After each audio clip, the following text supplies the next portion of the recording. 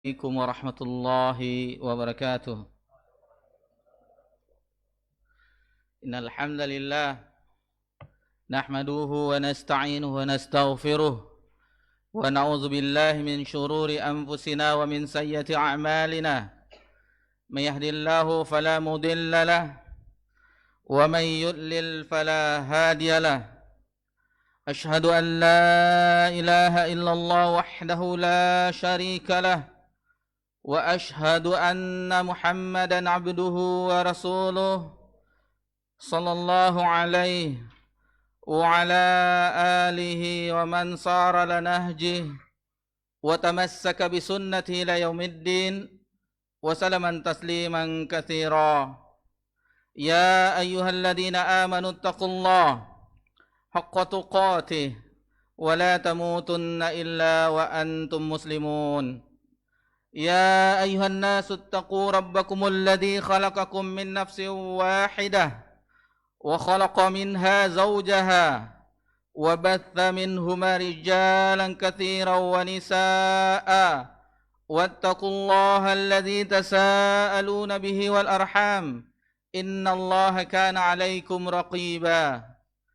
يا أيها الذين آمنوا اتقوا الله وقولوا قولا سديدا يصلح لكم أعمالكم ويغفر لكم ذنوبكم ومن يطع الله ورسوله فقد فاز فوزا عظيما. أما بعد فإن أصدق الحديث كتاب الله وخير الهدي هدي محمد صلى الله عليه وسلم وشر الأمور محدثاتها وكل محدثة بدعة وكل بدعة ضلالة وكل ضلالة في النار. Alhamdulillah, puji syukur kehadirat Allah Subhanahu wa taala atas segala limpahan nikmat yang tiada terhingga. Nikmat Allah Subhanahu wa taala senantiasa tercurahkan kepada kita semuanya, kepada seluruh makhluknya, dan itu tidak pernah terhenti walaupun hanya sekejap mata. Kemudian salawat beriringkan salam kepada Nabi kita tercinta Nabi Muhammad sallallahu alaihi wasallam. Di malam yang berbahagia ini, salah satu di antara jutaan nikmat Allah Subhanahu wa taala, Allah perjumpakan kita di salah satu rumah Allah Subhanahu wa taala di dalam rangka beribadah kepada Allah Subhanahu wa taala dan menunaikan kewajiban kita sebagai hamba Allah. Selain melaksanakan solat yang difardukan dan zikir-zikir, juga solat sunnah ba'diyah maghrib, di kesempatan waktu yang penuh berkah ini kita juga menunaikan kewajiban kita. Karena talabul ilm faridatun ala kulli muslim. Menuntut ilmu, belajar agama, fardu wajib hukumnya bagi setiap muslim, juga bagi muslimah. Jadi ini adalah kewajiban kita sebagai hamba Allah untuk mengangkat kejahilan yang ada di dada kita, agar kita mengetahui yang hak dan mengetahui yang batil agar dijauhi. Yang hak kita amalkan, dan yang paling besar yang wajib kita ketahui adalah tauhid. Itu yang pertama kali yang wajib kita ketahui. Allah Subhanahu wa taala berfirman dalam surah Muhammad ayat 19, fa'lam annahu la ilaha illahu wastaghfir li dzambik. Jadi fa'lam, ketahuilah, maka ketahuilah tidak ada ilah yang berhak diibadahi secara hak kecuali Dia, dan minta ampunlah atas dosa-dosamu. Pertama kali kita wajib mengetahui di dalam perkara agama kita adalah tauhid kepada Allah Subhanahu wa taala. Juga mengetahui lawannya kesyirikan. Mungkin sebagian kita melihat judul yang kita angkat, ini biasa, kajian yang sudah berulang-ulang dibahas. Sudah biasa kita membahasnya. Namun ketahuilah ikhwani fiddin wa akhwati fillah rahimakumullah, pelajaran yang telah kita pelajari haruslah kita murajaah, haruslah kita ulang-ulang sebagaimana hafalan kita. Apabila kita menghafal ayat-ayat Allah Subhanahu wa taala, maka kita perlu mengulang-ulang, memurajaah hafalan kita. Kalau tidak, maka hafalan itu akan hilang. Begitu juga pelajaran-pelajaran yang telah kita pelajari di masjid ini atau di tempat-tempat yang lain, maka itu perlu diulang-ulang. Jadi perlu diingatkan lagi, perlu dibahas lagi agar semakin kokoh dan mudah-mudahan itu bisa kita hafalkan dan kita amalkan. Mungkin di antara kita juga berkesempatan untuk mendakwahkannya. Mendakwahkannya bukan hanya sekedar di media-media, maksudnya bukan sekedar di mimbar-mimbar atau dengan ceramah-ceramah agama, tausiah-tausiah seperti ini, juga bisa melalui media-media yang ada dengan tulisan.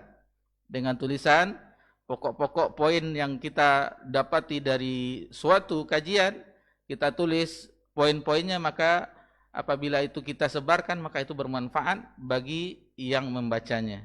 Dan itu terhitung pahala bagi kita di sisi Allah Subhanahu wa taala. Jadi pembahasan kita mengingat-ingat, mengulang-ulang pelajaran kita kembali, dan kita berharap dengan kehadiran kita ini kita mendapat ganjaran yang besar, pahala yang besar, dicatat amal soleh di sisi Allah Subhanahu wa taala dan menjauhkan segala bentuk keburukan niat.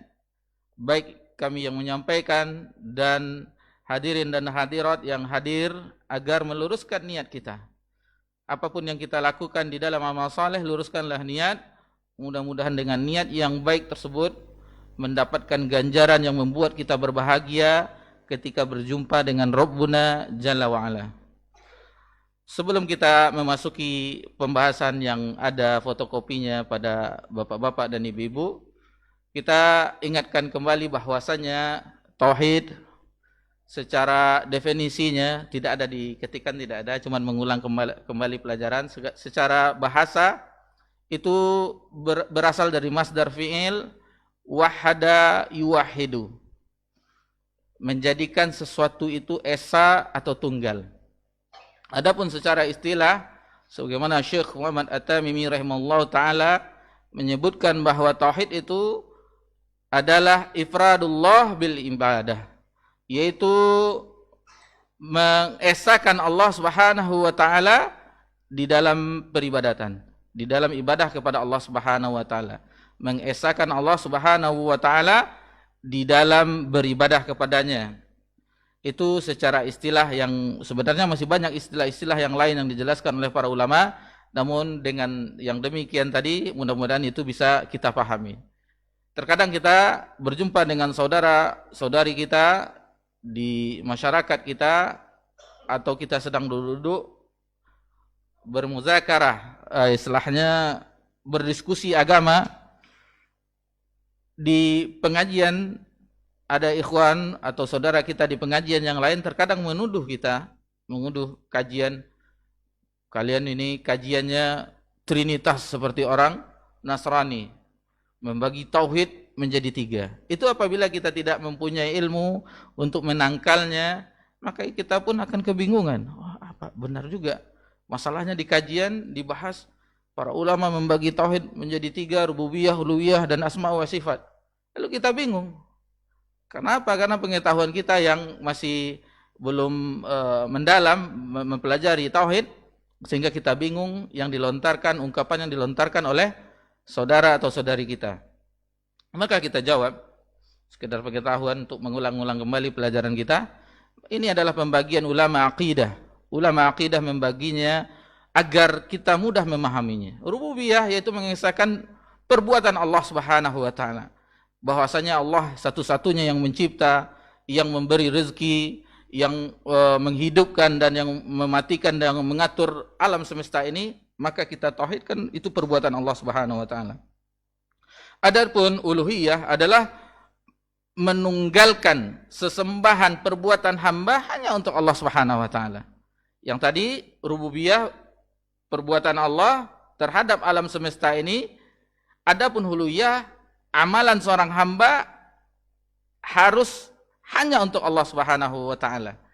Dan yang ketiga adalah asma wa sifat, yaitu menetapkan nama-nama Allah yang husna, yang maha baik, dan sifat-sifatnya yang maha tinggi, sesuai dengan keagungan dan kesempurnaan Allah Subhanahu wa taala, tanpa ditolak, tanpa ditaktil, tanpa ditahrif, tanpa ditamsil, tanpa ditakhif. Karena sebagian kaum muslimin berakidah bahwasanya mereka mentaktil, menolak sifat Allah Subhanahu wa taala. Lalu kita jelaskan ini agar kita memahaminya. Seandainya tidak ada pembagian itu, tetapi kita sudah mendudukkan bahwanya kita mengesahkan Allah Subhanahu wa taala dan perbuatannya, mengesahkan perbuatan hamba hanya untuk Allah Subhanahu wa taala, dan menetapkan sifat-sifat Allah yang maha tinggi dan nama-nama Allah yang maha indah sesuai dengan keagungan dan kesempurnaan Allah Subhanahu wa taala tanpa sedikit pun cacat, maka kita sudah memahami tauhid tersebut tanpa dibagi-bagi seperti tadi. Cuma tujuan ulama akidah agar memahami kita di dalam pembagian tersebut. Sama dengan ilmu disiplin yang lainnya, seperti kita mempelajari tajwid misalnya, atau tahsin Al-Quran, maka tidak kita jumpai nas di dalam Al-Quran dan hadis bahwa ini hukumnya seperti ini, seperti mim bertemu dengan ya setelahnya hukumnya izhar, tidak kita jumpai. Cuman ulama-ulama menjelaskan seperti itu, lam yakunil ladzi izhar, hukumnya agar memudahkan kita untuk mempelajari, agar bagus bacaan kita. Tidak ada kita jumpai gunnah, iqlab dan segala macamnya. Begitu juga di disiplin ilmu yang lainnya. Kita mempelajari fikih, tidak ada pembahasan ini wajib, ini sunat, ini mubah, makruh dan segala macamnya, itu tidak ada dijelaskan. Cuman ulama dari dalil-dalil yang mereka kumpulkan, sehingga mereka berhukum bahwa ini dari dalil-dalil yang ada, maka ini hukumnya wajib. Jadi memudahkan kita untuk memahaminya. Itu juga di dalam ilmu hadis, agar kita mudah memahaminya, maka ada istilah-istilah bahwa hadis ini sahih, hadis ini dhaif, hadis ini segala macamnya, agar kita di dalam ilmu mustalah hadis mudah memahami hadis-hadis Nabi sallallahu alaihi wasallam. Jadi dengan jawaban ini, uraian tadi, mudah-mudahan itu bisa membantu kita untuk memahami saudara-saudari kita yang terkadang menuduh kita mempelajari tauhid menjadi seperti orang-orang Nasrani, seperti orang Kristiani yang mengatakan bahwasanya trinitas, tritauhid dan segala macamnya. Dan ini adalah inti dakwah ajaran Islam, tauhid ini. Tauhid ini adalah inti dari ajaran agama yang mulia ini. Bahkan para nabi dan rasul diutus oleh Allah Subhanahu wa taala untuk ini, untuk mentauhidkan Allah, mentauhidkan Allah Subhanahu wa taala. Allah Subhanahu wa taala berfirman dalam surah Al-Anbiya ayat 25, wa ma arsalna min qablika min rasulin illa nuhi ilaihi annahu la ilaha illa ana fa'budun. Tidaklah kami utus seorang rasul sebelum engkau wahai Muhammad dari rasul-rasul, kecuali kami wahyukan kepada mereka bahwasanya tidak ada ilah yang berhak diibadahi kecuali aku, kata Allah, maka sembahlah Allah Subhanahu wa taala. Di dalam surah An-Nahl ayat 36, Allah Subhanahu wa taala berfirman, "Wa laqad ba'atsna fi kulli ummatir rasula an ya'budullah wajtanibut taghut." Sungguh kami telah mengutus setiap umat seorang rasul an ya'budullah, agar mentauhidkan, menyembah Allah semata, wajtanibut taghut, dan menjauhi segala sesembahan selain Allah Subhanahu wa taala. Dan kita tidak mungkin memperpanjang pembahasan ini, kita langsung saja ke keutamaan tauhid. Keutamaan tauhid, jadi kita ambil sedikit bagian dari pembahasan keutamaan tauhid yang kita ambil dari salah seorang karya tulis ustadz kita dari buku Prinsip Dasar Islam menurut Al-Quran dan Sunnah, Ustadz Yazid bin Abdul Qadir Jawas hafizallahu ta'ala. Dan beliau pun mengambil ini dari kitab Qaulus Sadid fi Maqasid Tauhid yang disusun oleh Syekh Abdurrahman bin Nasir As-Sa'di. Mungkin nama beliau tidak asing lagi bagi kita di kota kita karena membahas tafsirnya Ustaz kita Dr. Asfi hafizallah taala setiap Kamis malam membahas tafsir As-Sa'di, Taisir Karimur Rahman fi Tafsir Kalamil Manan. Itu salah satu karya dari Syekh Abdul Rahman bin Nasir As-Sa'di. Dan alhamdulillah kita juga membahas salah satu tulisan beliau Syekh Abdul Rahman As-Sa'di di salah satu masjid di Rumbai. Itu Bahjatul Qululil Abrar, Mutiara Penyejuk Hati, juga tulisan beliau. Banyak sekali tulisan Syekh Abdul Rahman Nasir As-Sa'di yang bermanfaat apabila kita mempelajarinya. Taib, masyarul muslimin rahimani wa rahimakumullah. Jadi orang yang mentauhidkan Allah Subhanahu wa taala di dalam tulisan ketikan ini itu terdapat 17 poin yang akan kita bawakan. 17 poin, mudah-mudahan dengan waktu yang tersedia kita bisa menyelesaikannya. Mungkin tidak kita perpanjang pembahasannya, penjelasannya. Yang penting kita memahami poin-poinnya yang kita bedakan ketikannya, yang tulisan hitam tersebut, juga dalil-dalilnya. Dengan itu mudah-mudahan kita mendapat sentuhan mengingatkan kembali kita akan pelajaran-pelajaran kita yang telah kita lalui. Mungkin di masjid ini juga pernah dibahas. Karena kalau tidak diingatkan maka kita akan, seperti kita katakan tadi, kita akan lupa. Dan itu juga perintah Rabbuna Jalla wa Ala fadzakir fa inna dzikra tanfa'ul mu'minin. Maka beri peringatanlah karena peringatan itu bermanfaat bagi orang-orang yang beriman. Yang pertama, orang yang bertauhid kepada Allah akan dihapus dosa-dosanya. Orang yang bertauhid kepada Allah Subhanahu wa taala akan dihapus dosa-dosanya. Dalilnya adalah sebuah hadis dari Nabi sallallahu alaihi wasallam, hadis qudsi. Hadis qudsi yaitu hadis yang diriwayatkan dari Allah Subhanahu wa taala dari sahabat Abu Hamzah Anas bin Malik radhiyallahu anhu. Ia berkata, aku mendengar Rasulullah sallallahu alaihi wasallam bersabda, Allah yang Maha Suci lagi Maha Tinggi berfirman, Ya bna Adam, innaka law ataitani bikurabil ardi khataya, thumma laqitani la tusyriku bi syai'a, la ataituka bikurabiha maghfirah. Wahai Bani Adam, wahai anak cucu Adam, kita semua disuruh oleh Allah Subhanahu wa taala, seandainya engkau datang kepadaku dengan dosa sepenuh bumi, dan kita semuanya berdosa, setiap Bani Adam berdosa, dan apabila dosa kita itu sepenuh bumi, sedangkan engkau ketika mati tidak menyekutukan aku sedikit pun juga, kata Allah Subhanahu wa taala, la tusyriku bi syai'a la ataituka bi qurabiha maghfirah. Pasti aku akan berikan kepadamu ampunan sepenuh bumi pula. Luasnya ampunan Allah Subhanahu wa taala. Allah Ghafur, Ghafurur Rahim, Maha Pengampun lagi Maha Penyayang. Dan seandainya kita memahami bagaimana sifat Allah Subhanahu wa taala, maka hati kita ini akan terus mencintai Allah Subhanahu wa taala. Kenapa kita tidak biasa-biasa saja melihat ayat-ayat Al-Quran yang mengatakan Allah Raufur Rahim, Allah Ghafurur Rahim dan segala macamnya, Alimun bizatis sudur dan segala macamnya? Karena kita tidak memahaminya, tidak menghayatinya secara mendalam, maka biasa-biasa saja bagi kita. Tetapi apabila kita mengetahuinya, maka dada kita ini akan gemetar, karena kita akan mengetahui bagaimana Rob yang kita sembah. Tip yang kedua, orang yang bertauhid kepada Allah Azza wa Jal akan mendapatkan petunjuk yang sempurna dan kelak di akhirat akan mendapatkan rasa aman. Allah Subhanahu wa taala berfirman di dalam surah Al-An'am ayat 82, Alladzina amanu wa lam yalbisu imanahum bizulmin ulaika lahumul amnu wa hum muhtadun.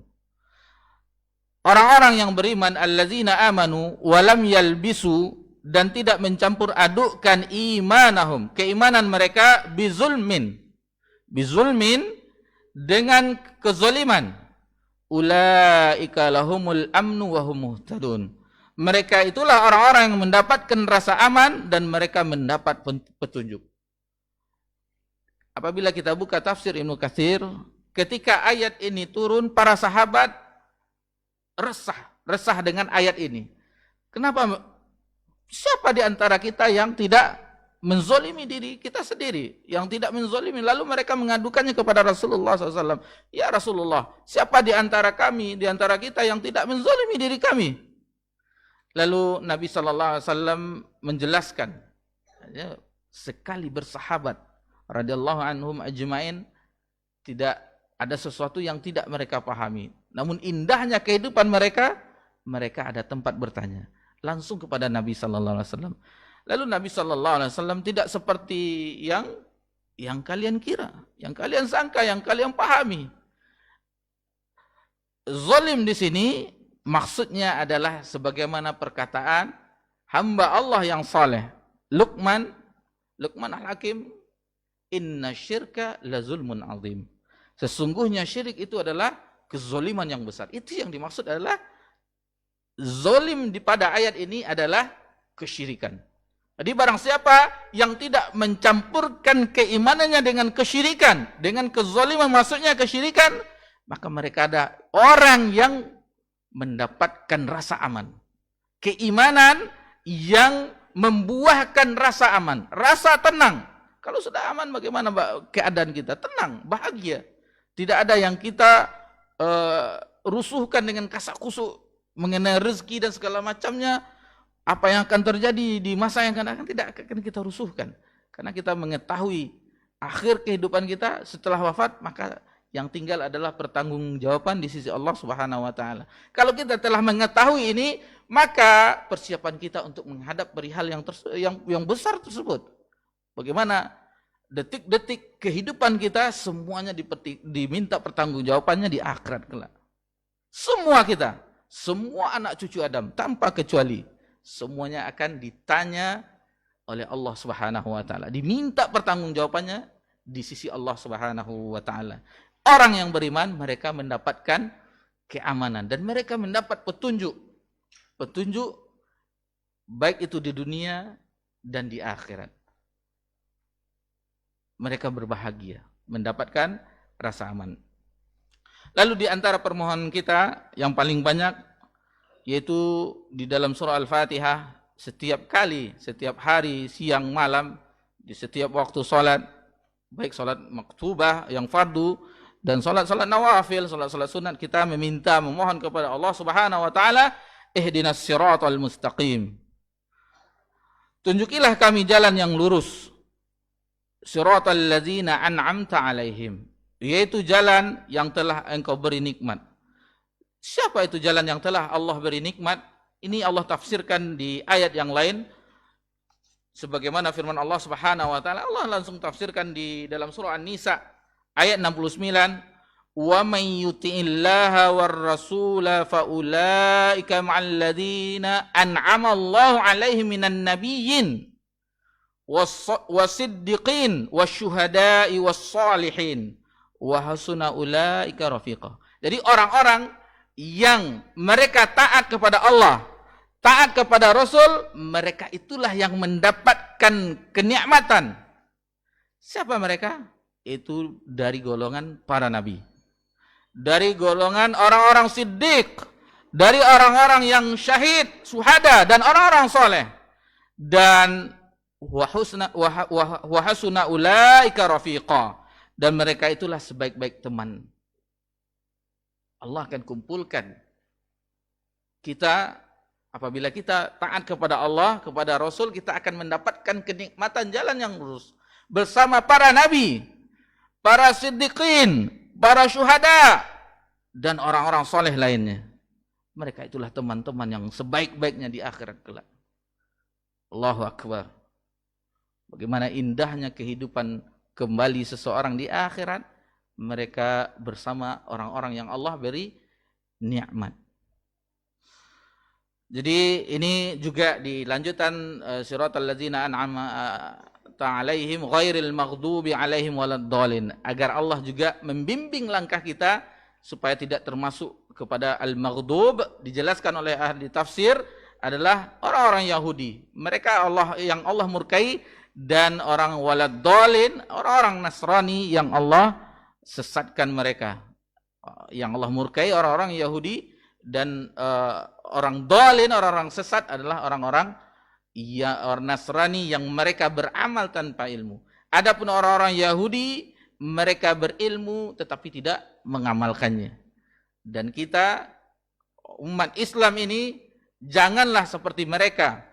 Jangan seperti mereka yang berilmu tanpa amal dan beramal tanpa ilmu. Jadi jalan yang lurus yaitu orang yang mengamalkan ilmunya. Ilmu yang dipelajarinya, dan ini adalah ikhwani fiddin wa akhwati fillah. Inilah detik-detik waktu kita yang paling indah. Kita mungkin di dunia ini merasakan ini biasa-biasa saja. Paling nanti selesai kajiannya telah. Kalau kita hayati bagaimana petunjuk Allah SWT, Allah membimbing langkah kita di majelis ilmu, maka kita akan berbahagia. Berbahagia di dunia kalau kita mengetahui keutamaan-keutamaannya. Bagaimana akibat kesudahan di akhirat kelak. Kita meyakini biasa-biasa saja karena keimanan kita, keyakinan kita belumlah sempurna. Kita masih ada ragu-ragunya, ngapain apa yang dibahas ini. Tapi bagi orang yang yakin, ilmu yang yakin, maka tersibaklah keragu-raguan. Mantap keimanannya. Semuanya begini-begini. Yakin dia akan perjumpaan dengan Allah Subhanahu wa taala. Maka dipersiapkannya dirinya untuk perihal yang demikian. Tidak bersantai-santai, tidak berleha-leha, dan semangat. Detik-detik kehidupan kita semakin lama semakin berkurang, terbenamnya matahari bukanlah itu bertambahnya umur kita, hakikatnya berkurangnya masa hidup kita di dunia. Taib, yang ketiga di antara keutamaan yang disebutkan adalah keutamaan tauhid. Orang yang bertauhid kepada Allah Azza wa Jalla akan dihilangkan kesulitan dan kesedihannya di dunia dan di akhirat. Kesedihan di dunia dan di akhirat akan dihilangkan oleh Allah Subhanahu wa taala. Allah Subhanahu wa taala berfirman, "Wa may yattaqillaha yaj'al lahu makhraja." Barang siapa yang bertakwa kepada Allah, maka Allah akan mengadakan baginya jalan keluar. Wa yarzuqhu min haitsu la yahtasib. Dan Allah akan memberi rezeki dari arah yang tidak disangka-sangka, yang tidak diduga-duga. Ini bagi orang yang memperbaiki hubungannya dengan Allah Subhanahu wa taala. Ketika dia perbaiki hubungannya kepada Allah Subhanahu wa taala, maka Allah akan datangkan dunia baginya. Dunia datang dengan keadaan hina. Lihatlah generasi dahulu, bagaimana mereka dengan masa-masa kejayaan mereka, seluruh dunia dikuasai mereka. Sebagian besar dunia mereka kuasai. Imperium besar, negara adidaya, superpower, Romawi dan Persia mereka taklukkan. Melimpah-limpah harta ghanimah yang mereka peroleh. Dan sebagian sahabat ketika itu menangis. Ada sebagian, kalau tidak salah Abdurrahman bin Auf, bagaimana keadaan mereka yang bergelimang harta. Banyak negeri-negeri yang mereka taklukkan sehingga mereka memperoleh ghanimah, rampasan perang. Maka menangis menikmati kehidupan mereka yang dahulu. Ketika mereka di awal-awalnya, mereka pun ditindas. Dan sebagian mereka ketika diboikot lebih kurang 2,5 tahun di suatu padang pasir, mereka tidak memakan makanan yang dimakan oleh manusia. Mereka memakan daun-daunan yang berduri. Sehingga diriwayatkan kotoran-kotoran mereka ketika buang hajat seperti kotoran kambing. Melihat perihal itu, maka sedihlah sahabat ini. Ada di antara mereka yang mendahului mereka, seperti Mus'ab bin Umair atau orang syuhada Uhud, yang apabila kain kafannya ditutup kepalanya, kelihatan kakinya. Dan apabila itu ditutup kakinya, kelihatan kepalanya. Bagaimana keadaan mereka untuk mengafani jenazah saja mereka kekurangan. Namun di masa itu ketika menikmati makanan, meneteslah air matanya. Bagaimana Allah bukakan dunia ini. Mudah-mudahan ini bukan cobaan bagi kami. Tapi mungkin kita azan dulu, insyaallah setelah azan kita lanjutkan.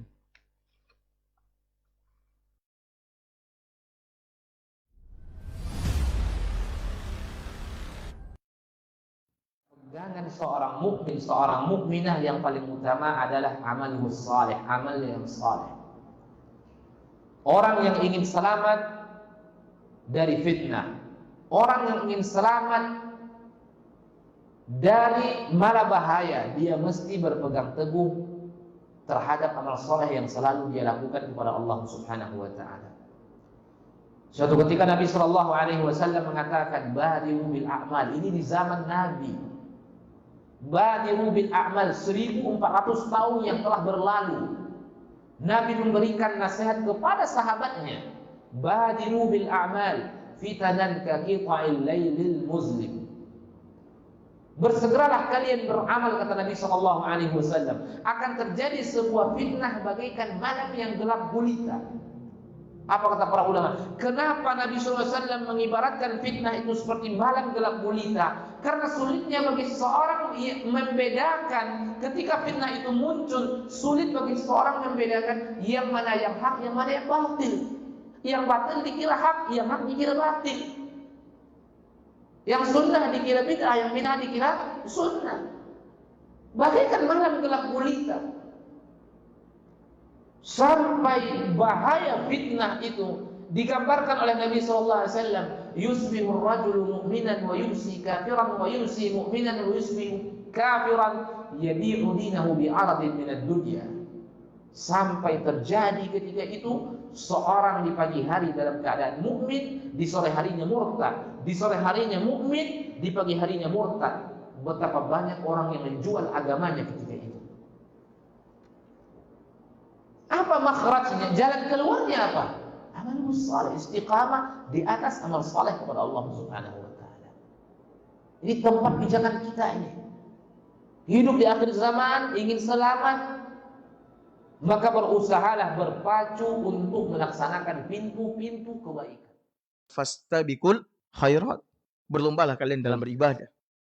Bukan berlombalah kalian dalam mencari harta, bukan berlombalah kalian dalam mencari istri, berlombalah kalian dalam mencari pekerjaan, berlombalah kalian dalam mencari rumah, tidak. Tapi berlombalah kalian di dalam mencari kebaikan, dalam beribadah. Maka ketika kita misalkan lihat teman kita, saudara kita berpuasa misalkan, Senin Kamis, maka hendaknya itu menjadi cambuk bagi kita untuk berlomba dengannya. Ketika kita lihat teman kita ada yang mengkhatamkan Al-Quran sekali sebulan, maka itu menjadi cambuk, motivasi bagi kita untuk berlomba dengannya. Ada yang bersedekah, ada yang memberi makan anak yatim, memberi makan orang miskin dan sebagainya. Itu menjadi cambuk bagi kita untuk berlomba. Dan seperti itulah seharusnya kita. Ya. Dalam Al-Quran Allah Subhanahu wa taala mengatakan, ketika menyebutkan tentang surga, Allah mengatakan wa fi dzalika falyatanafasil mutanafisun. Dalam hal yang demikian itu, mencari surga Allah, mencari ampunan Allah, hendaklah mereka saling berlomba satu dengan yang lain. Nah, ini penting Bapak Ibu sekalian. Sekarang ini orang banyak berlomba tidak untuk urusan akhirat tapi untuk urusan dunia. Padahal dunia akan kita tinggalkan. Makanya Imam Al-Hasan Al-Basri mengatakan, apabila engkau melihat ada orang yang menyaingimu dalam urusan dunia, maka saingi dia dalam urusan apa? Akhirat. Dia menyaingi kita dalam urusan dunia, maka saingi dia dalam urusan akhirat. Dan campakkan dunia itu kepada dirinya. Karena sesungguhnya dunia ini tidak ada nilainya di sisi Allah Azza wa Jalla. إذا رأيت الله يؤتي عبدا من الدنيا على معاصيه وهو لا يحبه فإنما هو استدراج. Kalau sekiranya engkau melihat Allah Azza wa Jalla memberikan dunia kepada seorang hamba yang bergelimang dengan maksiat, padahal Allah Azza wa Jalla pasti tidak suka dengan maksiatnya, tapi tidaklah menjadi penghalang bagi Allah untuk memberikan kepadanya dunia. Kenapa? Fa'innama huwa istidraj. Karena itu adalah istidraj. Apa istidraj? Allah berikan keinginan hawa nafsunya. Allah tunaikan ambisi-ambisi dunianya, untuk pada akhirnya Allah beratkan, Allah sulitkan hisabnya, dan Allah keraskan siksaannya. Itulah dia istidraj. Kata Nabi SAW, ihfazillaha yahfazuk. Ta'arraf ila Allah fi ar-rakha ya'rifka fi syiddah. Kata Nabi SAW, jaga Allah, maksudnya jaga batasan Allah, maka niscaya Allah menjagamu. Kemudian kata Rasulullah SAW, kenali Allah di saat lapang, maka Allah Ta'ala akan mengenalimu di saat kau susah. Jadi ma'asyar muslimin, dari sini kita dapat mengambil pelajaran berharga bahwa taatnya kita kepada Allah di saat lapang itu sangat menentukan cepat atau tidaknya seorang itu dibebaskan dari musibah di saat dia sulit. Nah, ini ma'asyar muslimin. Makanya orang yang menjaga Allah di masa muda, Allah jaga dia di masa tua. Di masa ia mampu. Alhamdulillah, wassalatu wassalamu ala rasulillah ma ba'd. Baik, kita lanjutkan ke poin berikutnya, yang poin keempat. Poin yang tersisa ini mungkin kita agak cepat sedikit, mengingat waktu. Mudah-mudahan insyaAllah dengan waktu tersedia, kita bisa menyelesaikannya. Orang yang mentauhidkan Allah, maka Allah akan menjadikan dalam hatinya rasa cinta kepada iman. Dan Allah akan menghiasi hatinya dengannya, serta dia menjadikan di dalam hatinya rasa benci kepada kekafiran, kefasikan dan kedurhakaan. Jadi buah di antara orang yang bertauhid itu akan Allah tumbuhkan di dalam hatinya keimanan dan membenci segala bentuk kekufuran, kefasikan, maksiat. Hatinya cenderung kepada ketaatan kepada Allah Subhanahu wa taala. Dalilnya firman Allah Subhanahu wa taala dalam surah Hujurat ayat 7, wa'lamu anna fikum Rasulullah law yuti'ukum fi katsirin minal amri la'anitum walakinnallaha habbaba ilaikumul iman. Di sini walakinnallaha habbaba ilaikumul iman. Tetapi Allah menjadikan kamu cinta kepada keimanan, wa zayyanahu fi qulubikum wa qarraha ilaikumul kufur wal fusuqa wal isyan, dan menjadikan kamu benci kepada kekufuran, kefasikan dan kedurhakaan. Ulaika humur rasyidun. Mereka itulah orang-orang yang mengikuti jalan yang lurus. Allah akan berikan petunjuk. Allah akan berikan petunjuk, rasa cinta kepada kebaikan, amal soleh. Dan apabila kita tidak mengkokohkan tauhid, maka jiwa itu akan cenderung kepada perbuatan-perbuatan fasik, kepada kedurhakaan. Salah satu faedah pembahasan yang sangat berfaedah sekali ketika pertemuan dengan Syekh Profesor Dr. Saleh bin Abdul Aziz As-Sindi hafizallahu taala, pembahasan yang begitu menggugah jiwa yang dihadiri oleh asatizah kita di Pekanbaru dan sekitarnya, membahas tentang bagaimana pentingnya tazkiyatun nufus. Dan di situ dijelaskan, di antara penjelasan itu, bahwa hati kita itu hanya bisa fokus kepada satu keadaan. Misalnya, apabila hati kita itu tidak dilazimkan dengan ketaatan, maka dia akan diisi kekosongan tersebut dengan kemaksiatan. Apabila kita tidak isi dengan ketaatan, kecintaan, atau perbuatan-perbuatan yang mendapatkan kecintaan Allah Subhanahu wa taala, maka kekosongan itu akan diisi oleh iblis, syaitan, maka terbuailah kita dengan waktu yang sia-sia. Jadi ini usahakan waktu kita. Jangan sampai waktu kita hanyut dengan terbuang percuma. Usahakan dan ingatlah bahwa apabila kita lalai, setan dominan, iblis mendominan, merayu-rayu jiwa kita untuk jauh dari mengingat Allah Subhanahu wa taala. Yang kelima, tauhid merupakan satu-satunya sebab untuk mendapatkan ridha Allah. Tauhid merupakan satu-satunya sebab untuk mendapatkan ridha Allah. dan orang yang paling bahagia dengan syafaat Nabi sallallahu alaihi wasallam adalah orang yang mengatakan la ilaha illallah dengan penuh keikhlasan di dalam hatinya. Ini kita kita agak cepat saja. Kebetulan yang kelima tidak dibawakan dalilnya karena sudah umum, itu sudah biasa kita pelajari. Adapun yang keenam, di antara keutamaan tauhid adalah orang yang bertauhid kepada Allah Subhanahu wa taala dijamin masuk surga. Orang yang bertauhid kepada Allah Subhanahu wa taala dijamin masuk surga.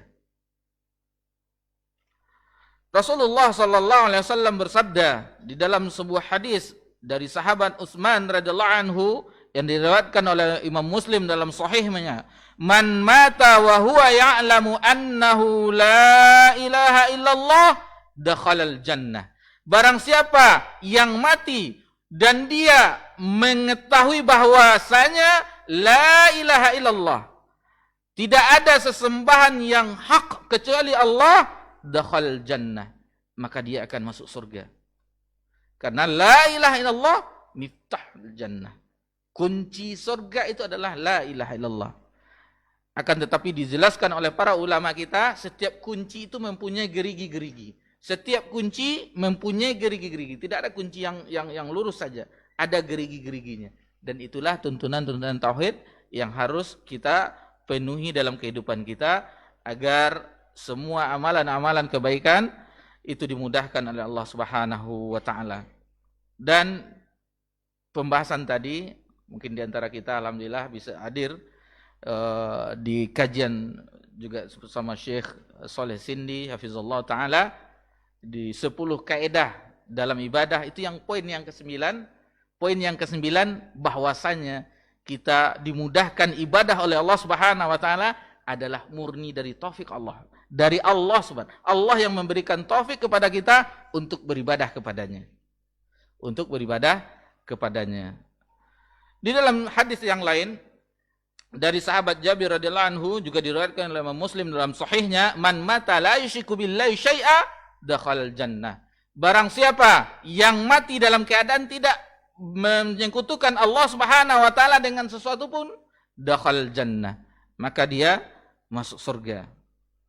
Maka dia masuk surga. Teringat akan kita ayat di dalam surah Muhammad. Dalam surah Muhammad ini ketika tentang ini para sahabat berbahagia. Istilahnya tenang-tenang saja. Oh, sudah bertauhid, amal soleh, aman kita. Rupanya ada sesuatu ayat yang turun yang membuat mereka akhirnya gelisah. Maksudnya tidak mencukupkan dengan tauhid dan amalan soleh saja. Karena di dalam surah Muhammad ayat 33, ya ayyuhalladzina amanu atiiullaha atiiur rasul wa la tubtilu a'malakum. Wahai orang-orang yang beriman, taatilah Allah dan taatilah Rasul, wa la tubtilu a'malakum, dan jangan batalkan amalanmu. Dan salah satu kebatalan amalan kita yang terbesar adalah kesyirikan. Riya termasuk dari bagian kesyirikan, syirkun asghar, yang membatalkan amalan kita ketika riya. Adapun syirkun akbar itu membatalkan seluruh amalan, bahkan Islam kita pun dibatalkan. Jangan kita kan sudah Islam aman, masuk surga ini segala macam. Tapi ingat ayat ini. Yang sebelum ayat ini para sahabat sepertinya tidak khawatir karena mereka alhamdulillah Allah beri petunjuk untuk memeluk agama Islam, beramal soleh. Lalu ketika ayat ini wala tubtilu a'malakum, jangan engkau batalkan amalanmu. Jangankan amalan Islam pun bisa batal. Salah satunya yang terbesar adalah kesyirikan. Baik. Poin yang ketujuh, keutamaan tauhid, yaitu orang yang bertauhid akan diberikan oleh Allah Subhanahu wa taala kemenangan, pertolongan, kejayaan dan kemuliaan. Allah Subhanahu wa taala berfirman di dalam surah Muhammad ayat 7, ya ayyuhalladzina amanu in tansurullaha yansurkum wa yutsabbit aqdamakum. Wahai orang-orang yang beriman, jika kamu menolong agama Allah, niscaya Allah akan menolongmu dan meneguhkan kedudukanmu. Dan dalam surah An-Nur ayat yang sedikit panjang. Allah Subhanahu wa taala berfirman ayat 55, wa'adallahu alladhina amanu minkum wa 'amilus shalihat. Dan Allah telah menjanjikan kepada orang-orang yang beriman di antaramu dan orang-orang yang mengamalkan amal soleh, la yastakhlifannahum fil ardi kama stakhlafal ladzina min qablihim. Yaitu nanti sungguh akan menjadikan mereka berkuasa di muka bumi. Sebagaimana dia, maksudnya Allah telah menjadikan orang-orang sebelum mereka berkuasa. Wala yumakkinanna lahum dinahumul ladzir tada lahum wala yubaddilannahum min ba'di khaufihim amna ya'budunani la tusyriku bi syai'a. Di situ intinya ya'budunani. Allah akan memberikan kekuasaan kepada suatu kaum apabila dia beribadah kepada Allah Subhanahu wa taala, la tusyrikuna bi syai'a, dan tidak mempersekutukan aku dengan sesuatu apapun. Wa man kafara ba'da dzalika fa ulaika humul fasiqun. Tetapi barang siapa yang tetap kafir sesudah janji itu, maka merekalah orang-orang yang fasik. Keutamaan yang kedelapan, bahwasanya orang-orang yang bertauhid kepada Allah Azza wa Jalla akan diberi kehidupan yang baik di dunia dan di akhirat. Allah Subhanahu wa taala berfirman di dalam surah An-Nahl ayat 97, "Man 'amila shalihan min dzakarin aw untha wa huwa mu'minun falanuhyiyannahu hayatan thayyibah." Barang siapa yang mengerjakan amal soleh, baik dia laki-laki maupun perempuan, wa huwa mu'min, dan dia dalam keadaan beriman, maka falanuhyiyannahu hayatan thayyibah, akan kami berikan kepada mereka kehidupan yang baik, walanajziyannahum ajrahum bi ahsani ma kanu ya'malun, dan akan kami beri balasan kepada mereka dengan pahala yang baik dari apa yang mereka kerjakan. Syaratnya perhatikan, wa huwa mu'min, dan dia beriman, baik dia laki-laki dan perempuan dan dia beriman, maka merekalah orang yang mendapatkan hayatan thayyibah, kehidupan yang baik. Kemudian yang ke-9, tauhid akan mencegah seseorang muslim kekal di neraka.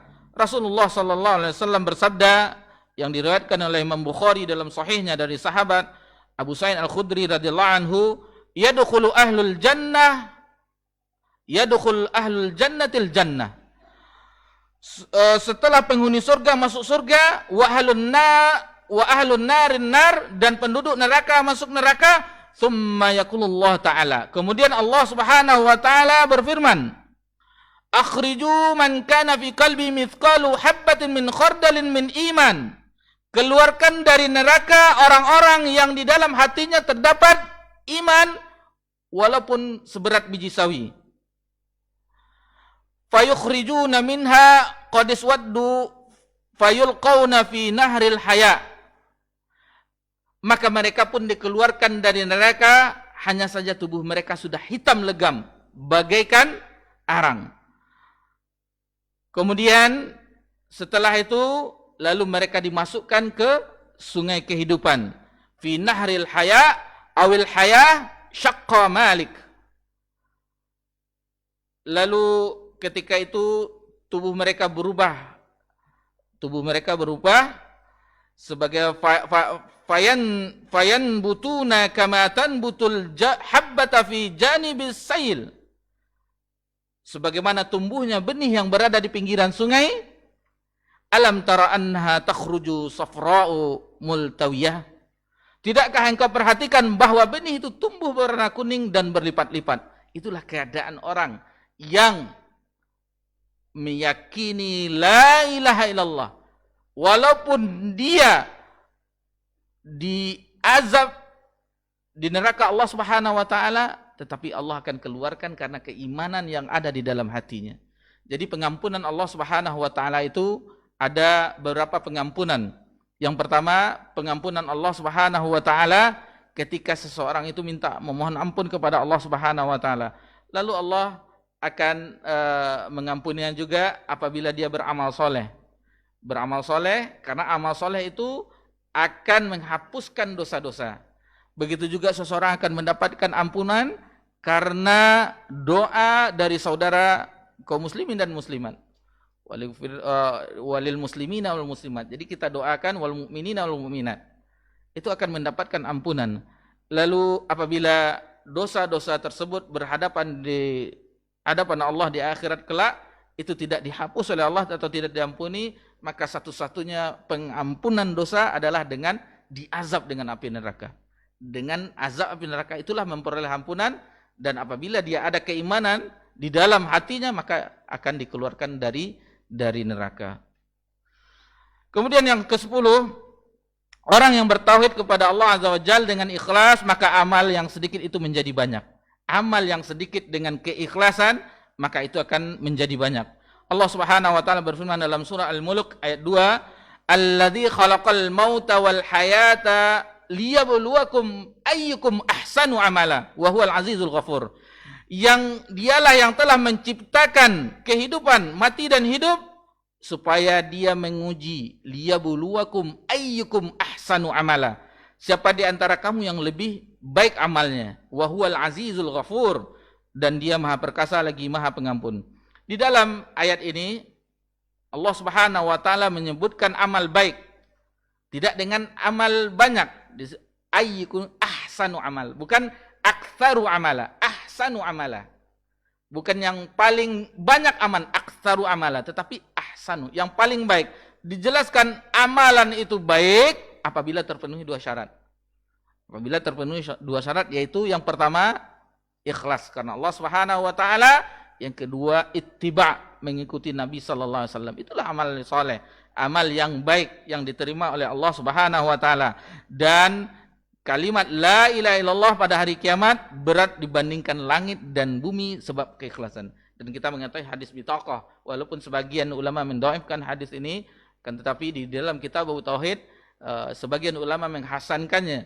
Ada hadis bitaqah yang seseorang didatangkan amalan, catatan amal-amalannya sebanyak 99, yang satu lembar, satu catatan sijilan tersebut sejauh mata memandang. Satu amalan catatannya, satu itu sejauh mata memandang. Ini 99, tidak ada harapan lagi. Sudah terbayang akan diazab oleh Allah Subhanahu, akan dicampakkan di neraka Allah Subhanahu wa taala.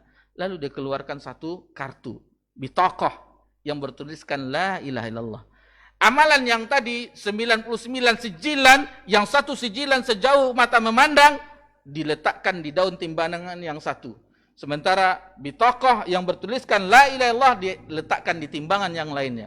Maka beratlah bitaqah yang ada tulisan la ilaha illallah. Taib. Yang ke-11, mendapat rasa aman. Orang yang tidak bertauhid selalu was-was. Dalam ketakutan, tidak tenang, mereka takut kepada hari sial, atau punya anak lebih dari 2, takut tentang masa depan, takut hartanya lenyap, dan seterusnya. Itulah orang-orang yang ada rasa takut di dalam kehidupan ini, adalah orang-orang yang tauhidnya lemah.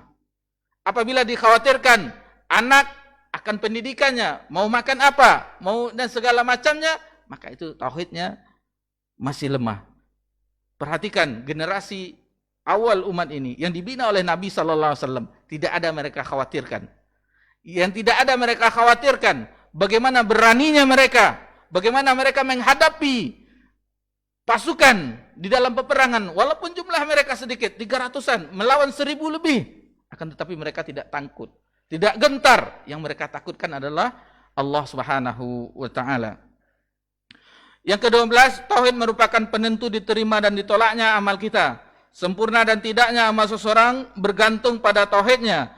Orang yang beramal tetapi tidak sempurna tauhidnya, misalnya riya, tidak ikhlas, niscaya amalnya akan menjadi bumerang baginya, bukan mendatangkan kebahagiaan, baik itu berupa salat, zakat, sedekah, puasa, haji dan lainnya. Syirik besar akan menghapus seluruh amal. Akan menghapus seluruh amal. Ini teringat akan kita sebuah hadis di sini tidak kita cantumkan, bahwasanya ada 3 orang yang didatangkan oleh Allah Subhanahu wa taala. Yang pertama adalah orang yang berilmu. Orang yang berilmu, kemudian orang yang dermawan, kemudian yang 3 orang yang mati syahid. orang yang berjihad di jalan Allah Subhanahu wa taala. Orang yang berilmu didatangkan lalu ditanya dijawab bahwasanya dia begini mengamalkan ilmunya dan mengajarkannya, maka Nabi, kadzabta, engkau telah berbohong, engkau telah berdusta. Akan tetapi engkau telah mendapatkan itu di dunia dengan disebut orang alim, orang soleh, maka tidak diterima amalan tersebut. Kemudian orang yang dermawan, yang mereka menginfakkan hartanya siang dan malam, kiri dan kanannya, lalu dikatakannya bahwa dia telah begini begitu, maka dijawab oleh Allah Subhanahu wa taala, engkau telah berbohong. Faqad qil, tetapi engkau telah mendapatkannya di dunia dengan disebut orang-orang yang dermawan. Maka di akhirat tidak mendapatkan apa-apa. Begitu juga dengan yang ketiga orang, jiwanya dia korbankan. Bayangkan bahaya riya tersebut. Jiwa yang dikorbankannya agar dikatakan orang pemberani, agar dikatakan orang yang berjihad di jalan Allah Subhanahu wa taala. Akan tetapi di sisi Allah Subhanahu wa taala tidak diterima oleh Allah karena amalan tersebut bukan untuk Allah Subhanahu wa taala. Yang ke-13, orang yang bertauhid kepada Allah Azza wa Jalla akan diringankan dari perbuatan yang tidak ia sukai dan dari penyakit yang diderita. Oleh karena itu, jika seorang hamba menyempurnakan tauhid dan keimanannya, niscaya kesusahan dan kesulitan dihadapinya dengan lapang dada, sabar, jiwa tenang, pasrah dan ridho kepada takdirnya. Para ulama banyak menjelaskan bahwasanya orang sakit akan mendapat musibah itu hanya harus meyakini bahwa penyakit yang diderita itu adalah suatu kelapangan dari ketetapan dari Allah Azza wa Jalla, dan penyakit adalah sebagai cobaan dari Allah. Hal itu disebabkan oleh perbuatan dosa dan maksiat yang ia kerjakan. Hendaklah yang meminta ampun kesembuhan kepada Allah Azza wa Jalla serta meyakini bahwa Allah Azza wa Jalla sajalah yang dapat menyembuhkannya. Mengenai obat saja itu bisa seseorang terjatuh. Sebagaimana dijelaskan oleh Syekh tadi, bahwasanya kesyirikan itu luas dan dia gelap hitam. Banyak orang yang tidak mengetahuinya. Contoh dalam segi berobat, sakit kepala saja, kita sakit kepala, pergi ke apotek, toko obat, biasanya kita konsumsi obat A misalnya. Ternyata tidak ada, kita beli obat B. Kita minum, bismillah, sembari bermohon kepada Allah disembuhkan. Paginya rupanya nggak hilang sakit kepala.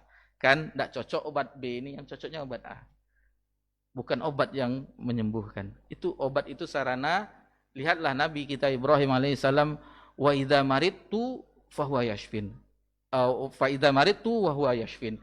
Apabila aku sakit maka Allah lah yang menyembuhkan. Itu harus kita yakini, bukan dokter yang menyembuhkan atau yang obat yang menyembuhkan, tetapi Allah Subhanahu wa taala. Akan tetapi kita disuruh untuk berikhtiar untuk mengobati penyakit kita.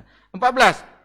Tauhid akan memerdekakan seorang hamba dari penghambaan kepada makhluknya, agar menghamba hanya kepada Allah Azza wa Jalla saja yang menciptakan semua makhluk. Artinya, orang-orang yang bertauhid dalam kehidupannya hanya menghamba, memohon pertolongan, meminta ampunan dan berbagai macam ibadah lainnya hanya kepada Allah Azza wa Jalla. Iyyaka na'budu wa iyyaka nasta'in. Wa idza sa'alta fa'as'alillah wa idza sta'anta fasta'in billah. Jika kamu meminta, mintalah kepada Allah, dan jika kamu meminta pertolongan, minta pertolonganlah hanya kepada Allah Subhanahu wa taala. Yang ke-15, orang yang bertauhid kepada Allah Azza wa Jalla akan dimudahkan untuk melaksanakan amal-amal kebajikan dan meninggalkan kemungkaran serta dapat menghibur seorang dari musibah yang dialaminya. Sebagaimana Rasulullah SAW telah menganjurkan kepada umatnya agar berdoa kepada Allah Azza wa Jalla untuk memohon segala kebaikan dan dijauhkan dari berbagai macam kejelekan, serta dijadikan setiap ketentuan itu, qada itu baik untuk kita.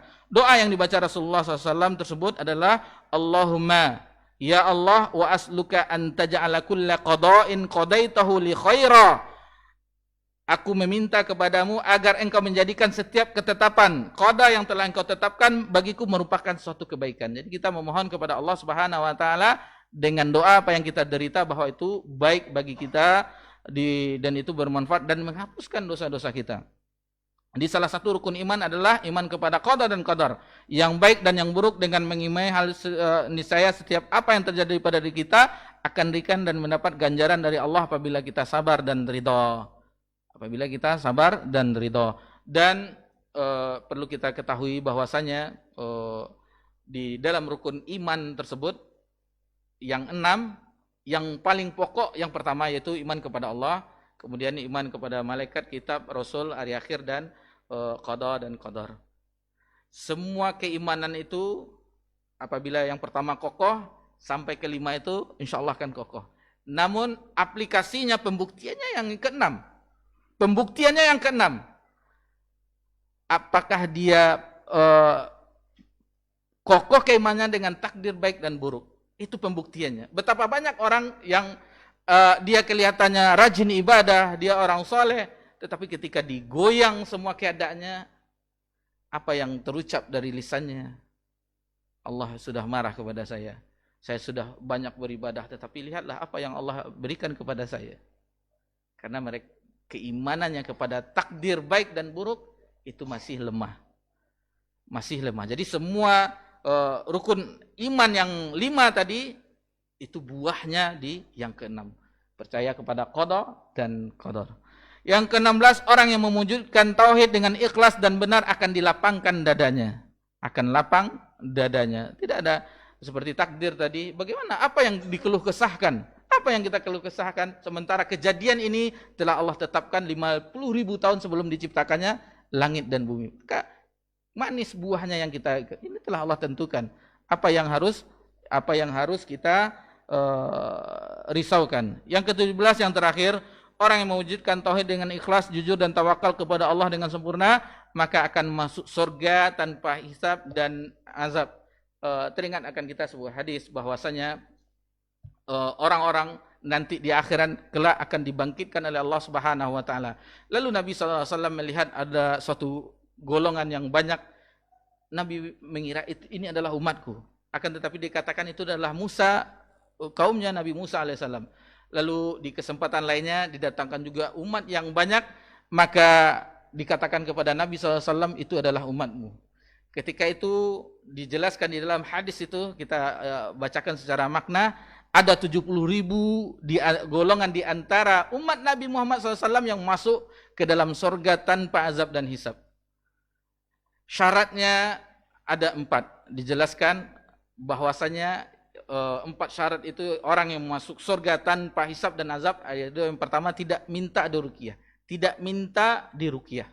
Yang kedua, tidak berobat dengan kai. Maksudnya tidak minta ruqyah. Ruqyah itu boleh. Akan tetapi keyakinan orang, tawakalnya kurang. Apabila dia diruqyah dengan si fulan, dengan dibacakan ayat Allah, maka itu akan sembuh. Tawakalnya kurang. Seharusnya dia meruqyah dirinya sendiri. Yang kedua, dengan zikir pagi dan zikir petang. Yang kedua, orang yang berobat dengan kai. Jadi berobat kai itu besi yang ditempelkan panas. Zaman dahulu orang perang, luka, itu tidak sembuh-sembuh. Lalu istilahnya didatangkan besi panas ditempelkan pada lukanya, sembuh. Jadi seolah-olah dia tidak mengalihkan bahwa kesembuhan itu dengan pengobatan dengan ditempelkan besi panas.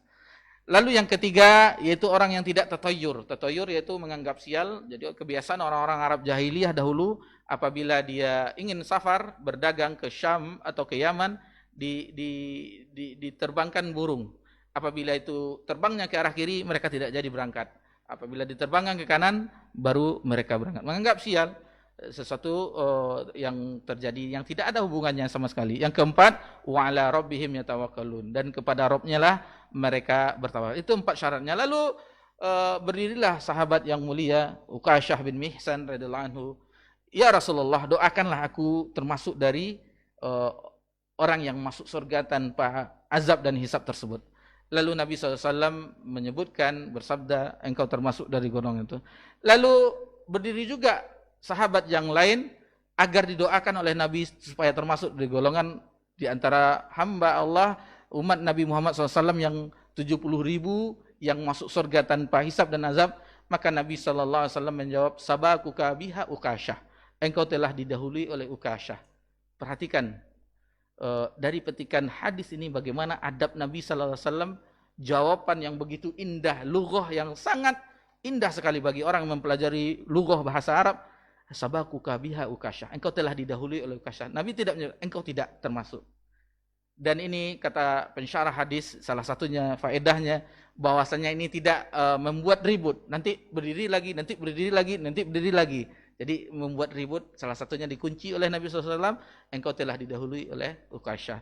Dan selain kita mempelajari tauhid, kita harus juga agar lebih jelasnya tauhid ini mempelajari lawannya, yaitu kesyirikan. kesyirikan harus juga kita pelajari. Karena kesyirikan adalah dosa yang tidak diampuni oleh Allah Subhanahu wa taala. Innallaha la yusyriku innallaha la yaghfiru ay yushraka bih wa yaghfiru ma duna dzalika liman yasha. Dalam surah An-Nisa ayat 48 dan 116, sesungguhnya Allah tidak mengampuni dosa syirik dan mengampuni dosa selain syirik. Kemudian orang yang berbuat syirik, mereka adalah orang-orang yang diharamkan bagi mereka surga. Allah Subhanahu wa taala, innahu may yusyrik billah faqad harramallahu alaihil jannah wa ma'wahu an-nar wa ma liz-zalimina min ansar. Barang siapa yang mempersekutukan Allah, maka Allah faqad harramallahu alaihil jannah. Allah haramkan baginya surga. Wa ma'wahu an-nar, tempat kembalinya neraka, wa ma liz-zalimina min ansar, dan tidak ada penolongan bagi orang yang berbuat zalim. Lalu orang-orang yang zalim itu mereka telah melakukan kezaliman yang teramat besar, sebagaimana kita singgung tadi tentang bagaimana Luqman bin Hakim, inna syirka la zulmun azim. Dan kemudian kesyirikan itu akan menghapus amal, membatal amalan kita. La in asyrakta la yahbatanna amaluk. Barang siapa yang berbuat syirik, maka batallah, hapuslah amal. Itu khitabnya, ayat itu turun kepada Nabi sallallahu alaihi wasallam. Nabi dengan pangkat kerasulannya, kenabiannya, la in asyrakta, jika engkau berbuat syirik wahai Muhammad, la yahbatanna amaluk, maka hapuslah amal. Nabi sallallahu alaihi wasallam. Akan tetapi dijelaskan dalam tidak akan mungkin Nabi berbuat kesyirikan. Tetapi bagaimana seandainya, tapi itu tidak mungkin kata ulama tafsir. Seandainya Nabi juga, maka hapuslah. Tidak manfaat pangkat kenabian kerasulan. Lalu bagaimana kita hamba yang biasa, yang penuh dosa? Maka bermohonlah kepada Allah Subhanahu wa taala agar senantiasa diberi petunjuk oleh Allah Subhanahu wa taala, dan pelajari terus, jangan sampai bosan mempelajari tauhid. Sebagaimana tidak bosannya kita memperbaiki bacaan Al-Qur'an kita, mempelajari ilmu-ilmu yang lainnya, dan seluruh ilmu itu intinya adalah mentauhidkan Allah, beribadah hanya kepada Allah Subhanahu wa taala semata. Demikianlah yang bisa kita sampaikan di kesempatan yang berbahagia ini. Mohon maaf jika ada salah penyampaian, hanya kepada Allah Subhanahu wa taala kita mohon ampun. Subhanakallahumma bihamdika asyhadu an la ilaha illa anta astaghfiruka wa atubu ilaik. Wassalamu ala nabi Muhammad sallallahu alaihi wasallam wa ala alihi washabbihi ajmain. Walhamdulillahirabbil alamin. Wassalamu alaikum warahmatullahi wabarakatuh.